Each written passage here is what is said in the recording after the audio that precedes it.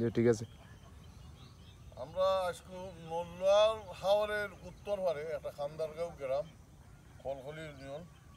আমরা এখানে আমরা এক পুত্রার বাড়িতে আইছি মেহমানদারি। এখানে আমাদের রসুলগঞ্জ আব্দুল কাদির মেহুন্নেসা উচ্চ বিদ্যালয়ের প্রধান শিক্ষক শামীম মিয়া সাহেব আমার সাথে আসেন, আমার কালাম ভাই আমার সাথে আসেন। আমরা একই গ্রামের। আর আমার ছোটো ভাই এখন আসেন আরও অনেকেই আসেন, এখানে নাই। এই আমরা আজকে নল্লার আমরা ক্ষেতগুলা দেখলাম যে হাইব্রিড ধানগুলা যেগুলো লাগাই হয়েছে, ধানগুলা সুন্দর হয়েছে, খুব হেলদি বা খাঁটিগুলো ধরছে, এইগুলো আমরা দেখলাম।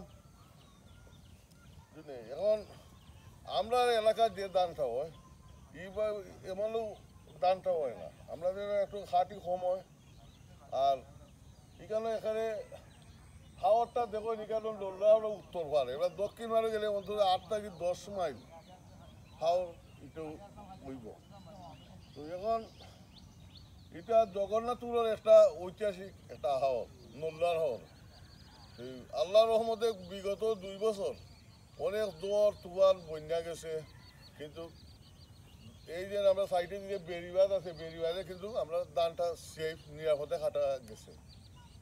ওরা কালাম ভাই কিন্তু হোক আসলে বেড়িবাঁধ যেটা হয়েছে, যদি বেড়িবাঁধের মধ্যে সাইডে দিয়ে ব্লক বইয়া দেওয়া যাইতো তো কিন্তু এই একবারও করছে, একবারে 100 বছরের দায় নিশ্চিন্ত হওয়া গেল না।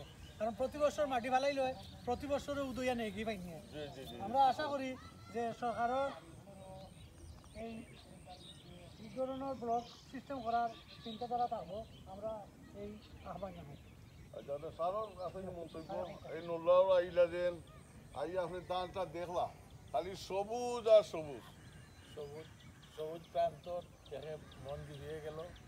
আসলে আমাদের হাওরের দেশ, ধানের দেশ, মাছের দেশ সুনামগঞ্জ।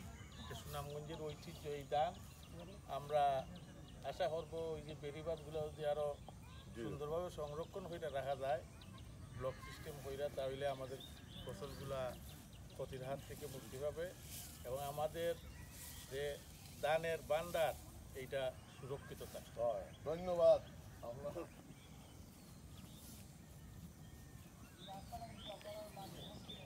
সুন্দর হয়েছে।